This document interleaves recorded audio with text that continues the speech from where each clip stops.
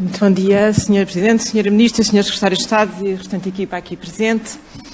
É um gosto revê-la agora já nesta fase diferente, achamos nós, estamos todos convencidos disso e bem, e espero que bem.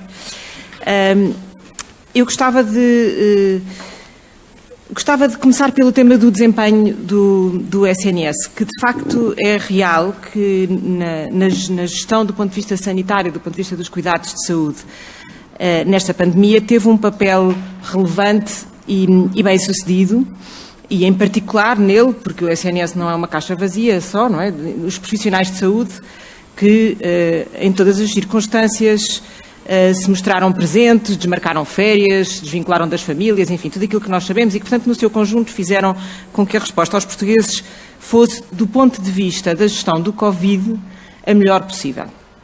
Mas também gostava de falar sobre tudo o resto que não aconteceu no SNS durante o tempo do Covid. E não aconteceu, podemos dizer que justificadamente, porque o foco e na altura em que a decisão foi tomada, a preocupação era de facto não deixar escalar a pandemia, mas não aconteceu porque a Sra. Ministra emitiu um despacho de 16 de março que, palavras suas, em vários aspectos, suspendeu toda a atividade não Covid e não crítica no SNS. Suspendeu as consultas externas, suspendeu os tratamentos no hospital-dia, os meios complementares de diagnóstico, deu alta aos doentes cujo internamento estava relacionado com a realização de exames, suspendeu as cirurgias, estou a ler as palavras do despacho,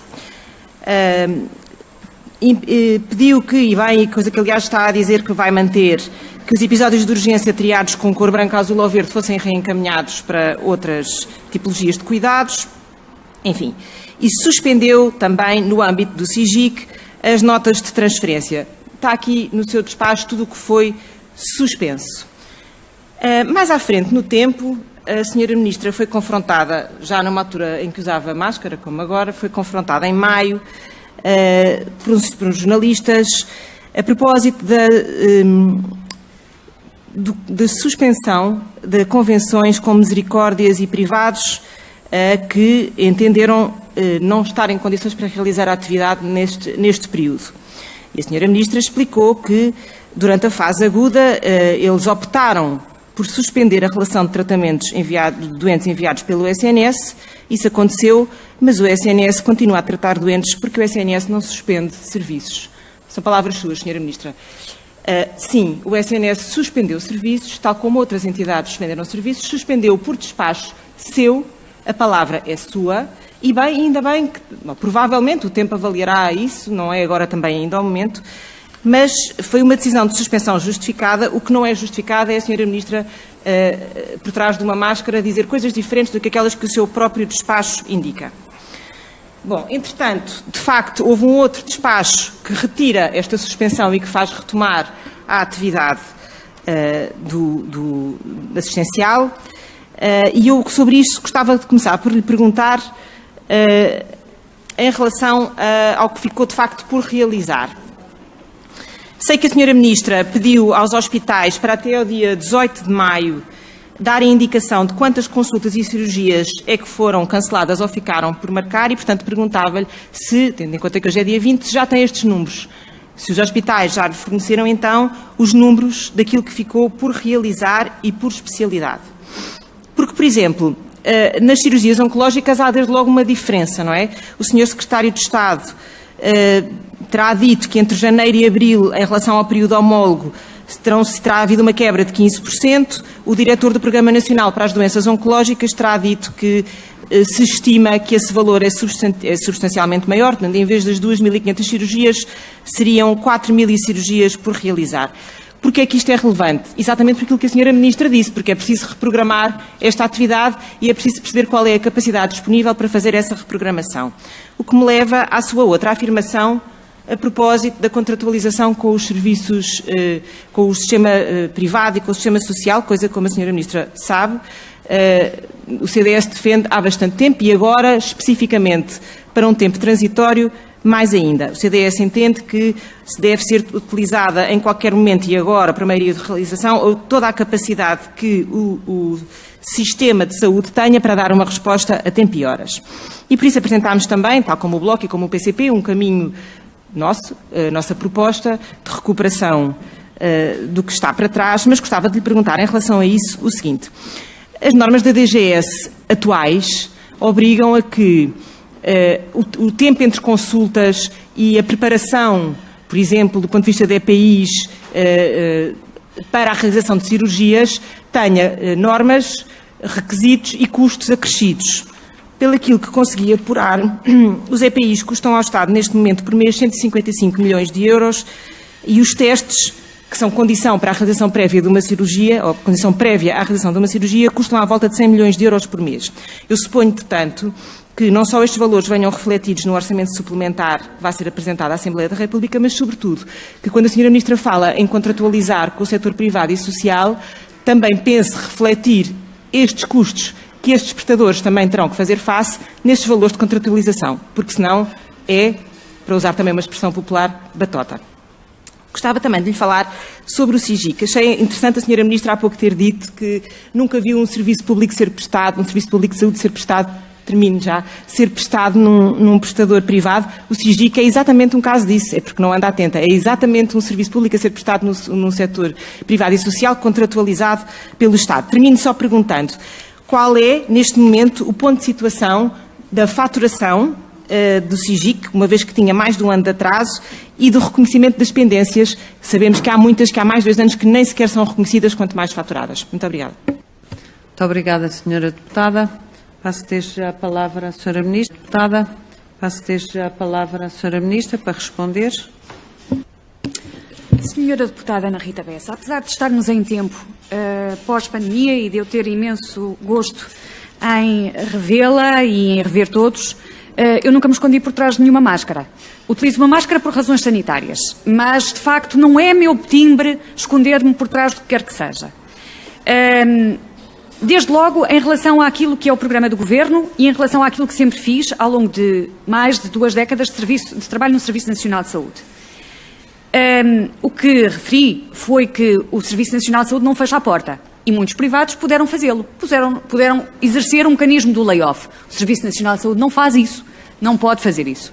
Repare, falando do despacho de março, aquilo que foram suspensas foram as notas de transferência. As notas de transferência são a forma pela qual os utentes circulam dentro do Serviço Nacional de Saúde, não os vales cirúrgicos. Os vales cirúrgicos que puderam continuar a ser emitidos e para os quais teria sido tão útil que o setor privado e social continuasse a garantir resposta, não tiveram utilização por 2 ordens de razões. A primeira é porque as pessoas naturalmente tiveram receio e não os quiseram utilizar. A segunda é porque muitos convencionados, e poderemos fornecer-lhe a lista nominativa, disseram que queriam suspender as suas convenções, disseram que não estavam lá, que não podiam, que não era o momento, que também tinham medo, que não estavam disponíveis para prestar serviços. E, portanto, isso fica agarrado à pele e não desaparece.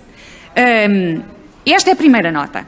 A segunda nota é que o Serviço Nacional de Saúde suspendeu tratamentos como suspenderam um conjunto de outros sistemas de saúde, mas suspendeu apenas tratamentos que não fossem considerados clinicamente prioritários ou muito prioritários. Porque esses, aqueles que, de acordo com o juízo clínico, foram considerados essenciais, foram, pelos clínicos e com base na responsabilidade dos clínicos, seguramente realizados. Isso é uma responsabilidade dos clínicos. Isso é um trabalho dos profissionais de saúde. Isso é um trabalho das instituições de saúde. Quanto à questão da oncologia, tanto quanto sei, aquilo que o Sr. Coordenador Nacional do Programa Oncológico referiu foi que o Serviço Nacional de Saúde realiza cerca de 4.000 tratamentos deste tipo por mês. E, portanto, admitindo que um mês tivesse sido perdido por força desta circunstância, que admitia que não tivessem sido realizados 4.000 tratamentos desta área. Sabemos que não foram realizados 2.500 tratamentos. Sabemos que os institutos portugueses de oncologia não tiveram nenhum doente Covid a ser atendido nas suas instalações. Sabemos também que o juízo clínico é o nosso melhor garante. Não podemos utilizar o juízo clínico só quando ele nos interessa para elogiar os profissionais de saúde. O juízo clínico é efetivamente, pelo menos para a Ministra da Saúde, o garante de que aquilo que tem de ser feito é feito e aquilo que pode ser adiado é adiado. E, portanto, obviamente que estamos preocupados. Os números são imensos, Senhora Deputada. Eu estou muito preocupada com os números e não quero deixar de lhes transmitir. Os números daquilo que não foi realizado, eu há bocado falei apenas em números gerais, mas são de facto bastante preocupantes. E nós estamos preocupados com eles e por isso não os enjeitamos e dizemos claramente. Até abril tinham sido suspensos, ou por outra, não tinham sido realizados, essa que é a verdade, não tinham sido realizados em termos de cuidados de saúde primários, qualquer coisa como, peço desculpa, em termos de cuidados de saúde primários, não tinham sido realizados em abril cerca de 840.000 consultas face ao período homólogo. Portanto, o que é que eu sei? O que eu sei é que face ao período homólogo temos uma queda de consultas médicas de cuidados de saúde primários de 840.000 consultas e de 990.000 consultas de cuidados de saúde primários de enfermagem. E isto é uma grande preocupação e aqui estamos totalmente alinhados com o seu impacto e com a necessidade de ultrapassar. Em termos de cuidados hospitalares, sabemos que não foram realizados. Perdemos, face ao período homólogo, uma vez mais, cerca de 540.000 consultas de especialidades médicas e 51.000 cirurgias e cerca de 400.000 episódios de urgência. Sabemos também que, uma vez mais, estes são os números face ao período homólogo, mas sabemos que muitos destes atos poderão ser atos que são necessários. E é por isso que, como disse na minha intervenção inicial, os hospitais tiveram uma orientação clara para remarcar atividade e 36 deles já apresentaram os resultados dessa marcação e remarcaram 40% de consultas e 30% de cirurgias. Quanto ao remanescente, teremos que equacionar com os hospitais um trabalho que estamos a fazer se esse remanescente é realizado em produção adicional ou se há outros mecanismos de o encaminhar e não rejeitaremos essa hipótese se ela for necessária. Quanto à questão da saúde pública, é evidente que quando outros prestadores realizam serviço ao abrigo de acordos, eles estão a realizar serviço público, pago pelos impostos de todos nós. O que eu disse é que não conheço que tenham serviços de saúde pública, mas de saúde pública no sentido da saúde pública realizada pelos serviços de saúde pública. Isto também para ser bastante clara. E penso que, genericamente, aquilo que queria dizer está referido e continuaremos depois, se calhar, a tratar deste tema.